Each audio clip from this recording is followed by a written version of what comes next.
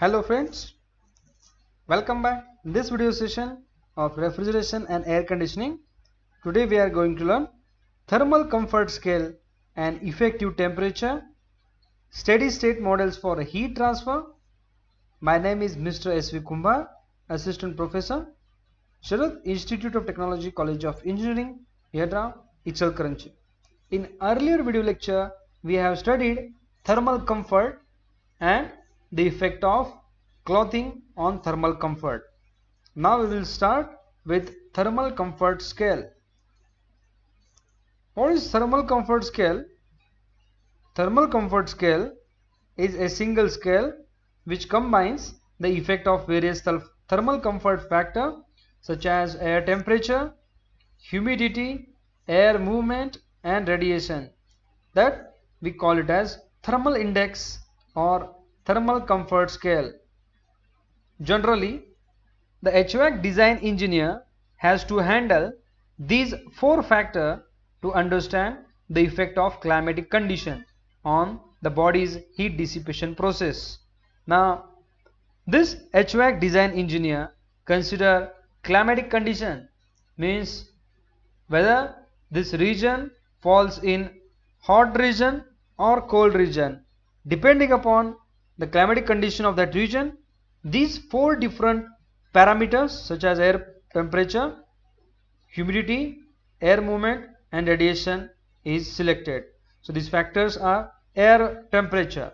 So generally, if in case of hot and humid situation, air temperature we have to reduce, so that generally air conditioning system has to be installed in order to maintain air temperature. Humidity, so whether we have to use humidification or dehumidification process, that we have to select depending upon the climatic condition. Air movement, if we want more air movement, we have to go for either blower or fan in the duct system so that air movement or air throw can be controlled. Radiation, this is another factor which will affect thermal comfort scale, and few subjective factors that we had already studied in previous video lecture. So in order to create such a thermal comfort scale, experiments has to be done in specially built room where climatic condition could be processed. The subjects that has to be placed in the room and asked to fill questionnaires after each variation in the condition according to set scale ranging from very hot to very cold. So a room is designed in such a way that we can control its air temperature, air movement, humidity and subjective factor, and the scale is set from very hot to very cold, and questionnaire is given to that person. The answers of question then evaluated statistically and plotted on the graph to find the relationship among the factor. At least 30 or more scales were devised in this process.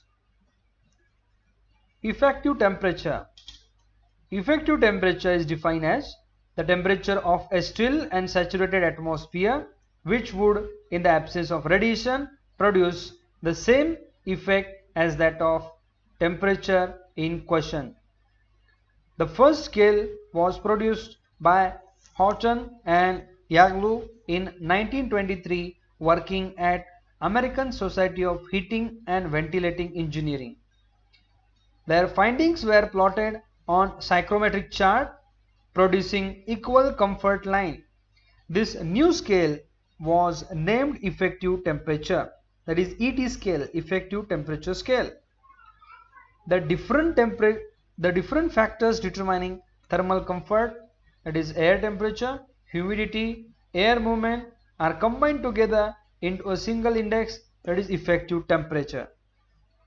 Effective temperature is the temperature in an environment with 100% humidity and no air movement, which will induce the same level of thermal comfort as in the present situation.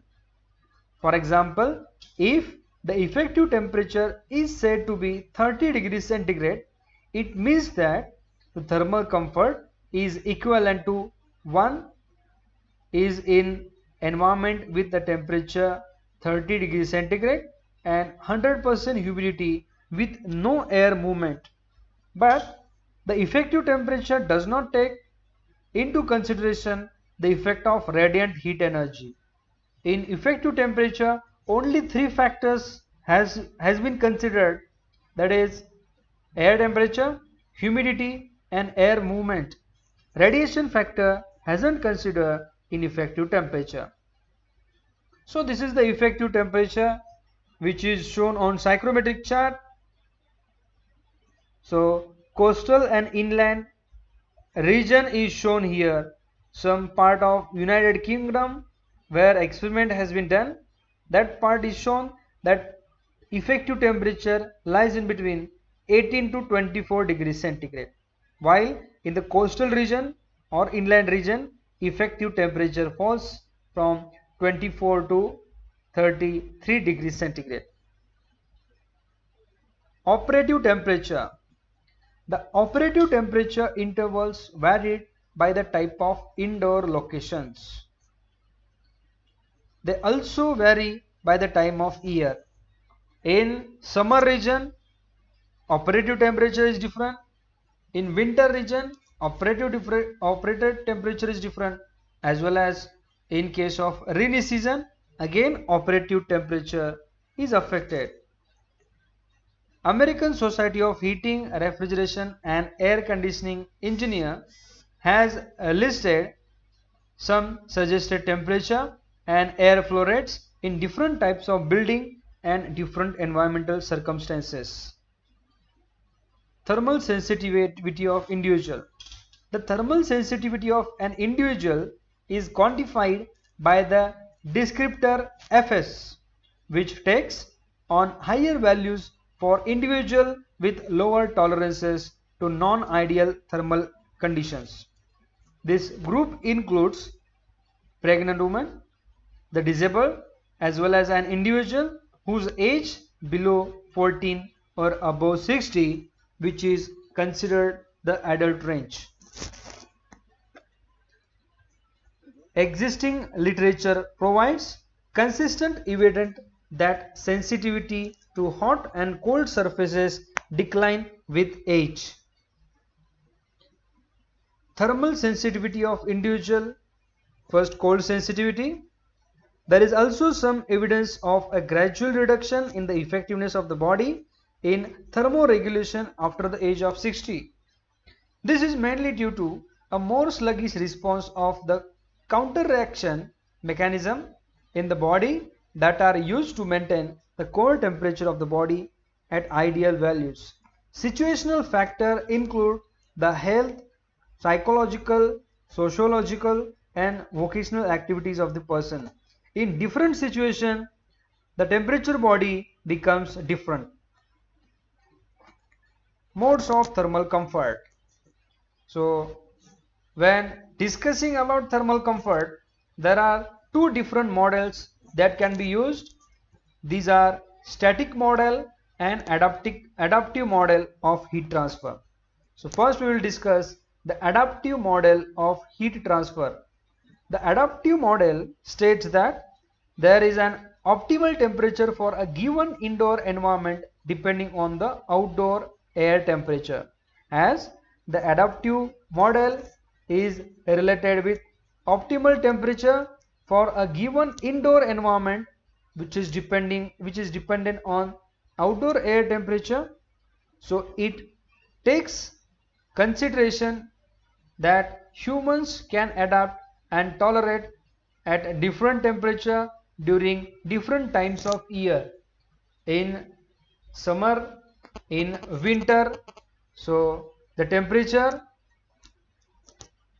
difference or the different temperature can be tolerated. The optimal temperature for a given time is determined by the looking at the mean outdoor temperature of each month of the year. Also, field studies are performed in these areas to see what the majority of people would prefer as their set point temperature indoor at different temperature of the year. Second model is static model. The static model states that the indoor temperature should not change as the season do. Rather, there should be one set temperature year round. This is taking a more passive stand that humans do not have to adapt to different temperature since it will not be always constant. So in this video session, we conclude today's video lecture. Thank you very much.